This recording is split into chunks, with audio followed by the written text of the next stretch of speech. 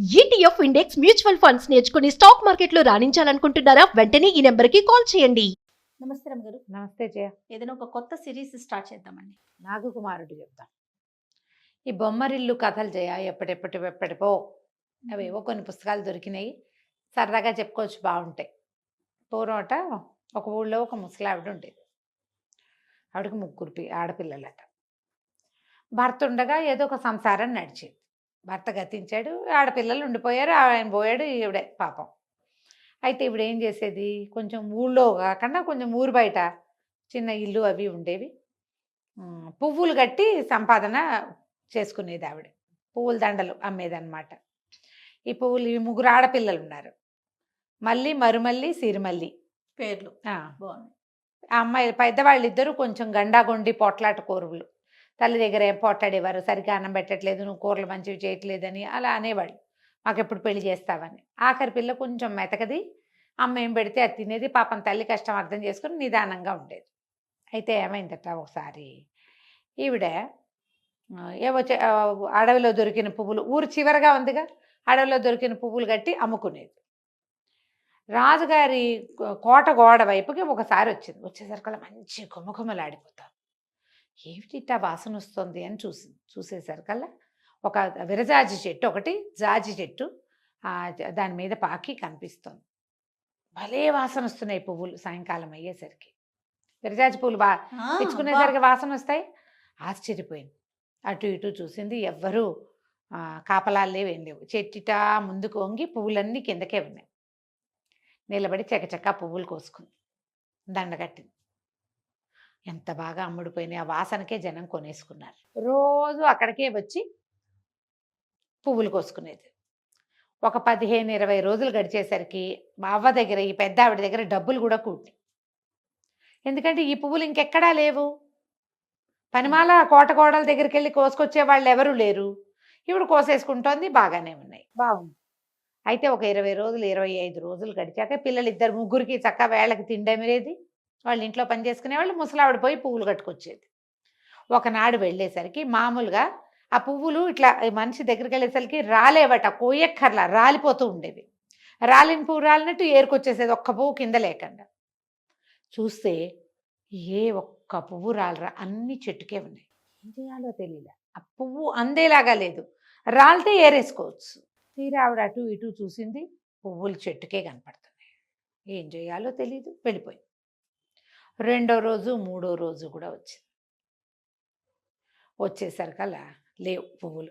డబ్బులేవి, ఆ పువ్వులు లేకపోతే ఎవరు కొంటల్లా. ఈవిడ అడ నుంచి తెచ్చే పువ్వులు ఎవరికి ఎక్కర్లా. ఇప్పుడు తేవట్లేదు కూడా. ఈ చెట్టు పువ్వులే, ఈ రాలిన పువ్వులే, ఈ జాజులే జనాలకు అమ్ముతోంది. సరే 5 రోజులు ఇంచుమించుగా ఆ పువ్వులు అందల. 6వ రోజు ఈవిడ వెళ్ళేసరికల్లా దాన్ని ఎట్టగైనా అందుకోవాలని ఏం చేసిందట, ఓ చిన్న రాయి ఏదో జరుపుకుని దాని మీదకి ఇట్లా ఎగరపోయింది. ఎగిరేసరికల్లా బుస్సుమని వినపడింది. అమ్మో ఏమిట్రా దేవుడా అని చూసేసరికల్లా ఒక నల్లటి తాచుపాము చెట్టుకి ఇట్లా ఆ కొమ్మలకి చుట్టుకొని కనపడింది. బుస కొడుతోంది. హడిలిపోయింది. హడిలిపోయేసరికి దిగేసింది రాయి. చూస్తూ నుంచింది. ఏం చేయాలో తెలియలా. ఈ పాము ఉండటం వల్లే ఈ పువ్వులు రాలటం లేదనిపించింది. ఏమన్నది, ఓరి బాబు, నువ్వు ఉన్నావా బంగారు తండ్రి, కాస్త గట్టిగా విదిలిస్తే 4 పువ్వులు రాలితే బతికిపోతాను ముసలిదాన్ని, రాల్చవు కాసిన పువ్వులు అంతే. అనేసరికల్లా ఆ పాము ఉంది వెంటనే, ఓ అమ్మాయిని ఇచ్చి పెళ్లి చేస్తావా, నీ కూతుర్ని ఇచ్చి నాకు రాలుస్తాను పువ్వులు అంది. అనేసరికల్లా ఓసి దీని దుంపదగా, దీని నల్లమొహం ఇదేను, పాముకి నా పిల్ల కావాలా అని అనుకుని మాట్లాడలా. ఏం మాట్లాడవు అత్త అని అడిగింది మళ్ళీ పాము. పిల్లనిచ్చి పెళ్లి చేస్తానంటే పువ్వులు రాలుస్తా అనేసరికి ఏమంది, సరే సరే ఒప్పుకుంది. అట్లాగే అమ్మాయిని ఇచ్చి పెళ్లి చేస్తాలే అన్నది. అనేసరికల్లా ఆ పాము గట్టిగా ఇట్లా విదిలిచ్చింది చెట్టు. కొన్ని పువ్వులు రాలి ఇన్నే చాలు. పావు బుట్ట కూడా నిండల ఏరింది. అంతకుముందు బుట్టెడి పూలు వచ్చేసేవి. ఆ బాబు నీ పుణ్యం ఉంటుంది, ఇంకొకసారి విదిలిద్దు అని మళ్ళీ అడిగేసరికల్లా, మరి రోజు భోజనం పెడతావా, నాకు పిల్లనిచ్చి పెళ్లి చేసి రోజు భోజనం పెడతావా అని అడిగింది పాము. సరేనంది. మళ్ళీ విదిలిచ్చేసరికి మళ్ళీ పడ్డాయి. అరపుట్ట కూడా నిండల.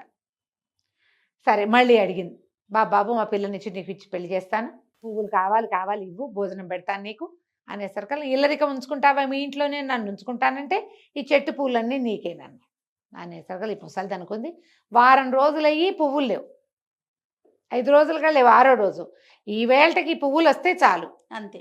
ఈ పాము నా వెనకాల పడబోయింది, అదేదో మాట్లాడుతోంది కానీ అని అట్లాగే నీకు అన్నం పెట్టి మా పిల్లనిచ్చి పెళ్లి చేసి మా ఇంట్లోనే ఇల్లరికం ఉంచుకుంటా, రాల్చేసే పువ్వులని. మొత్తం పువ్వులు రాలిపోయినాయి. ఇక పువ్వుల బుట్ట నిండిపోయింది. ముసలమ్మ ఏం చేస్తుంది, ఇవాళే లాస్ట్, ఇంక ఇక్కడికి రాను నేను, ఈ నల్ల పాముకి నా పిల్లని ఇవ్వాల్సిన అవసరం లేదు, బుట్ట పుచ్చుకొని పోయింది, వెళ్ళిపోయి పువ్వులు అమ్మేసుకుంది. తర్వాత మర్నాడు అడవికి వెళ్ళి పువ్వులు తెచ్చుకుంది. ఎన్ని డబ్బులు వస్తాయి అన్ని డబ్బులే వస్తాయి, ఇంక ఇక్కడికి వెళ్ళకూడదు, ఓకే. పాము వెంబడపడుతుందని అనుకుంది. కానీ ఏమైంది, సరే ఈ పని అంతా చేశాక ఇంటికి వచ్చింది. 2 రోజులు 3 రోజులు ఇట్లా గడిచింది. 4వ రోజున ఆ పాము ఇంటికి వచ్చేసింది. ఎందులో చేయి పెడితే అందులోకి వచ్చింది పాము, బుస్సుమంటూ. పిల్లనిచ్చి పెళ్లి చేస్తానన్నావు, ఇంటికి వస్తే అన్నం పెడతానన్నావు, నాకు తిండి పెట్టు, పిల్లనిచ్చి పెళ్లి చేయి, నన్ను ఇల్లరికం ఉంచుకో. ఏం చేయాలో తెలియలే. ఇంత బారెడు పాము, నల్లగా, అది పడగ విప్పితే ఇంతుంది. ఏం చేయాలి ఏం చేయాలి ఏం చేయాలని బాగా ఆలోచించి పెద్ద అమ్మాయిని అడిగింది. అమ్మాయి మనం ఒక పువ్వులు అమ్ముకుని డబ్బులు తెచ్చుకుంటున్నాం కదా, ఆ పువ్వుల చెట్టు మీద ఒక నాగుపాము ఉంది, అది నిన్నిచ్చి పెళ్లి చేయమని అడిగితే ఒప్పుకున్నాను, ఆ పాముని పెళ్లి చేసుకోమంటే పెద్ద కూతురు తిట్టిపోతుంది. బుద్ధి ఉందా, జ్ఞానం ఉందా, నువ్వు మనిషివేనా, పావుకి ఇచ్చి పెళ్లి చేస్తానంటావు, మా నాన్న ఏమిటి ఇట్లా చేస్తాడా, ఏం తల్లివి నువ్వు, పాపిష్టి తల్లివని తిట్టి మళ్ళీని అడిగింది. అమ్మాయి మళ్ళీ పావుని పెళ్లి చేసుకోవే అని అడిగితే, చిచ్చి అది చేసుకోకపోతే నేను చేసుకుంటానా, తల్లి వాళ్ళ ఏడ్చింది, నెత్తి మీద చేతులు పెట్టుకుని. వాళ్ళిద్దరికేమో 16, 17 ఏళ్ళు ఉన్నాయి, 15 ఏళ్ళది చిన్నపిల్ల. ఈ పిల్లని ఏమడుగుతాను, చోకాలు పెట్టి ఏడ్చింది.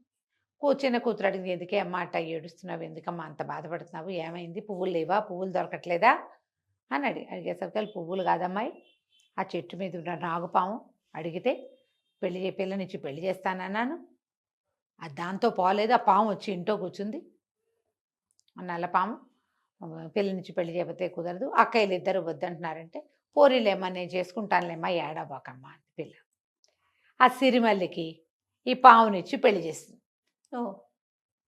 పిల్ల ఒప్పుకుందిగా, పెళ్లి చేసుకుంటే ఏమిటి, భర్తకి ఒడంబడి ఉండాలి, దాని లెక్క అది. అదేం చేసింది, ఆ రోజు రాత్రి ఒక చక్కగా ఒక అంత వెదురు బుట్ట ఒకటి తీసుకొచ్చి దాంట్లో ఒక దుప్పటి వేసి ఈ పాము కాసిన పాలు పోసి ఆ పాలు తాగింది పాము. ఆ పాముని, ఆ బుట్టని తన మంచం పక్కన పెట్టుకుని పడుకుంది పిల్ల. అక్కయ్యలు ఇద్దరు వేరే గదిలో పడుకున్నారు, ఈ పిల్ల దీని గదిలో, దాని భర్త అది దాని గదిలో ఉన్నారనమాట. తెల్లవారింది, పిల్ల లేచొచ్చి పాము బుట్ట చూసింది, బుట్టలో పాము. 2వ రోజు రాత్రి పడుకుంది, పొద్దున్నే లేచి చూసింది బుట్టలో పాము. 3వ రోజు తెల్లవారాక అది బుట్టలో పాము కనపడలే దానికి. అది రోజు కంటే ఒక పావు గంట ముందు లేచింది. తల్లి దగ్గరికి వెళ్తే, అమ్మ ఒక విచిత్రమైన కల వస్తుంది, నేను పడుకున్నాక ఎవరో ఒక అందమైన అబ్బాయి వస్తున్నాడు మా గదిలోకి, నాతో కబుర్లు చెప్తున్నాడు, మేమిద్దరం నిద్రపోతున్నాం, తెల్లవారు లేచి చూసరికల్లా నా భర్త ఏమో ఇందులో ఉంటున్నాడు బుట్టలో, మరి కల వచ్చింది అనుకున్నాను. 2వ రోజు కూడా అట్లాగే కనపడింది, ఇవాళ కూడా నాకు అట్లాగే కల వచ్చింది. తెల్లవారిన ఎవరో ఒక అబ్బాయి చాలా అందంగా ఉన్నాడు, నగలు అవి పెట్టుకున్నాడు, తెల్లారు లేచి చూస్తే మా ఆయన కనపడలేదమ్మా, బొట్లో పాము లేదమ్మా అనేసరికల్లా ముసలావిడ బాగా ఆలోచించి ఏమందంటే, అమ్మాయి ఓ పని చెయ్యి, ఇవాళ పాముకు పాలు పోయొద్దు, మామూలుగా 2 పూట్ల బౌల్లో పాలు పెడుతున్నారు, పాలు పెట్టద్దు నువ్వు, నేను కొన్ని పదార్థాలు అవి వండుతాను, పళ్ళు పట్టుకొస్తాను, పదార్థాలు తిండి పదార్థాలు పళ్ళు మంచం పక్కన పెట్టుకో, ఏమ్మా తలుపు గడి వేసుకోబోక తలుపు ఓరగా వేసుంచు అని చెప్పింది. 4వ రోజు రాత్రి పిల్ల ఏం చేసింది, ఆ రోజు పొద్దున పాముకు పాలు పోయిలా, సాయంత్రము పాముకు పాలు పోయిలా, ఆ పాము ఆ బుట్టలో అటు ఇటు తిరిగే వచ్చి ఆ బుట్టలోనే ఉంది. పిల్ల ఏం చేసింది, వాళ్ళ అమ్మ సున్నుండలు అవి ఏవో భక్ష్యాలు అవి ఇవి చేసింది, కొన్ని పళ్ళు పట్టుకొచ్చింది, పళ్ళు భక్ష్యాలు అన్నీ పట్టుకెళ్ళి మంచం పక్కన పెట్టుకుంది, పడుకునేసరికల్లా 3 రోజుల నుంచి ఒక కుర్రాడు వస్తున్నాడు కదా కల్లో, 4వ రోజు కూడా వచ్చాడు. వచ్చేసరికల్లా దీనికి ఎట్టా కనపడింది, అది కళ్ళు తెరిచేసరికి ఆ కుర్రాడు అక్కడ నిలబడి ఇవాళ అమ్మ చేసిన సున్నుండలు భక్ష్యాలు తింటూ అరటిపండు బొలుచుకుని తింటున్నాడు. దానికి అలా కలొచ్చింది. నవ్వితే ఆకలిస్తుందని కంటే నాకు ఆకలిస్తుంది, నాకెంతో ఆకలిస్తోంది అని చెప్పాడు. వాళ్ళిద్దరు కలిసి పడుకున్నారు. తల్లి ఏం చేస్తుంది, ఓరగా తలుపు తీసి ఉండగప్పుడు లోపలికి వచ్చి ఆ బుట్టను బయటికి లాక్కెళ్ళింది. బుట్టలో సర్పం తాలూకు శరీరమే ఉంది. జీవించిన సర్పం కాదు, అది చచ్చిపోయి ఉంది. ఆవిడ అలాగా తలుపు సందులోంచి చూసింది. కూతురుతో పాటు ఒక పొడుగ్గా తెల్లగా ఉన్న ఒక యువకుడు పడుకుని ఉన్నాడు మంచం మీద. ఈవిడేం చేసింది, కామ్గా ఈ పాము శరీరాన్ని బయటికి పట్టుకెళ్ళి కాస్త నూనె పోసి అంటించేసింది. తెల్లవారు లేచేసరికల్లా ఆ యువకుడు నిద్ర లేచాడు. ఈ పిల్ల నిద్ర లేచేసరికి రోజు ఆ కుర్రాన్ని చుట్టాల 3 రోజులు చూడాల. 4వ రోజు వాడు తన పక్కనే ఉన్నాడు. లేచి చూసేసరికల్లా పాము లేదు. పిల్ల చూసింది, పాము లేదు. అమ్మ కేకలు పెట్టింది, అమ్మ అమ్మ ఇతను ఎవరో నా పక్కన పడుకున్నాడే, నా భర్త లేడే బుట్టలో అని కేకలేసి చేసేసరికల్లా తల్లి లేచి వచ్చింది, కుర్రాడు నిద్ర లేచేసాడు. చూసేసరికల్లా ఆవిడంది, నీ భర్త లేడమ్మా, నీ భర్తను తగలబెట్టేశాను, ఇక ఇతనే నీ భర్తను. ఆనంగానే కుర్రాడు తెల్లబడి, ఎంత పని చేసావు అత్తమ్మా, అంత పని చేసావు, ఆ శరీరాన్ని కాల్చేసావా అన్నాడు. అటు ఆ సర్పం ఒక కుర్రవాడు, వాడు రోజు వస్తున్నాడు భార్య దగ్గరికి. ఈ 4వ రోజున ఈ ముసలావిడ కనిపెట్టేసి సర్పపు శరీరాన్ని తగలబెట్టేసి చూస్తే వీడు ఎంత పొడుగు తెల్లటివాడు, బొళ్ళంత జుట్టు, ఇంద్రనీలమణుల్లాగా ఉన్నాయి కళ్ళు, చక్కగా మీసాలు, ఒంటి మీద బంగారు నగలు, ఇక్కడ ఒక మణి, ఓహో బ్రహ్మాండంగా ఉన్నాడు. తెల్లారులేచి అక్కయ్యలు ఇద్దరు చూసేసరికల్లా 15 ఏళ్ల చిన్నపిల్ల చెల్లెలు, ఆజానుబాహువుగా ఉన్న పెళ్లి కొడుకు. వాళ్ళిద్దరికి ఒళ్ళు మండిపోయింది. ఏమిటి వీడు ఇంత చక్కటి వాడు అవుతాడు అనుకుంటే మేమే చేసుకునే వాళ్ళంగా పావుని పెళ్ళి. అసలు లెక్క ప్రకారం పావుకు పెళ్ళామవలసిందని నేను, అమ్మ నన్ను ప్రామిస్ చేసింది, నువ్వు కొట్టేశావు అని చెల్లెల్ని తూర్పారబట్టేవాళ్ళు వాళ్ళు. ఈ కుర్రాడు ఏం చేస్తాడు, శరీరం పోయింది సరేలేని రోజు బయటికి వెళ్ళేవాడు, ఏవేవో నగలు నాణ్యాలు బంగారు వస్తువులు తెచ్చి పెళ్ళానికి ఇచ్చేవాడు. వీడు బయటికి వెళ్ళంగానే ఈ పిల్లని చెల్లెల్ని తూర్పారబట్టేవాళ్ళు, అక్కలిద్దరు రాచి రంపాన్ని పెట్టేవాళ్ళు, తిట్టిపోసేవాళ్ళు. చక్కగా కులుకుదాం అనుకుంటున్నావు, మా మొగుడిని ఇది చేసావు, నేను చేసుకోకపోతే ఇది చేసుకునేది, మా ఇద్దరం కాకుండా చిన్నపిల్లని నువ్వు చేసుకున్నావు అని ఎన్ని మాటలు అనేవాళ్ళు. ఓ రోజు ఏమైంది, మధ్యాహ్నం ఎందుకో అబ్బాయి ఇంటికి వచ్చేసాడు. చూసేసరికల్లా వాడు వినేసాడు, ఈ పెళ్ళాన్ని నానా తిట్లు తిట్టిపోస్తున్నారు వాళ్ళని. సరే ఇక ఈ అమ్మాయి ఏమంది, అమ్మ వాడు అన్నాడు, ఏంటి ఈ గోల, ఇంత నస అయితే కుదరదు, మరి మనం విడిగా ఉందాం, వీళ్ళతో పాటు మనం ఉండద్దు అని చెప్పి తిట్టాడు.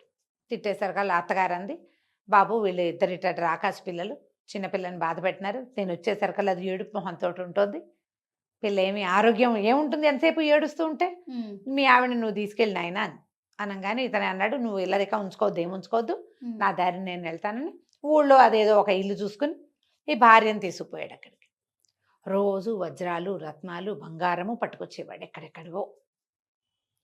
పిల్ల చక్కగా ఇల్లు అన్నీ సెటప్ చేసుకుని ఒక తూగుటు ఇయ్యాల అన్నీ సెట్ చేసుకుని చక్కగా వంట చేసి పెట్టేది భర్తకి. అతను బంగారం వస్తువులు తెస్తాడుగా, హాయిగా ఉండేవాళ్ళు. ఈ అమ్మాయిలు ఇద్దరు వాళ్ళ అమ్మని రోజు అడిగేవాళ్ళు, అమ్మ అమ్మ మాకు కూడా ఒక పావును తెచ్చి పెళ్లి చేయవే, పావును తెచ్చి పెళ్లి చేసావు, అది హాయిగా ఉంది, వాడు చూడు ఎంత బాగున్నాడు టింగురంగమని, నాకు పావును తెచ్చి పెళ్లి చేయి, మాకు పావును తెచ్చి పెళ్లి చేయని ఇద్దరు కాల్చుకు తినేవారు. ఈవిడ రోజు ఆ పువ్వులు ఏరుకొచ్చి దండలు కట్టేది, డబ్బులు ఉన్నాయి వాళ్ళ దగ్గర, కొంత వస్తుంది. ఇప్పుడు పాము పెళ్లి కొడుకుని వెతుక్కోవాలి వీళ్ళు. ఈ అక్కయ్యలు ఇద్దరికి ఎలాంటి పాము పెళ్లి కొడుకుని తెచ్చి వాళ్ళ అమ్మ పెళ్లి చేసిందో మనం వచ్చే భాగంలో చెప్పుకుందాం. తప్పకుండా రమ్మ గారు. నమస్తే. నమస్తే.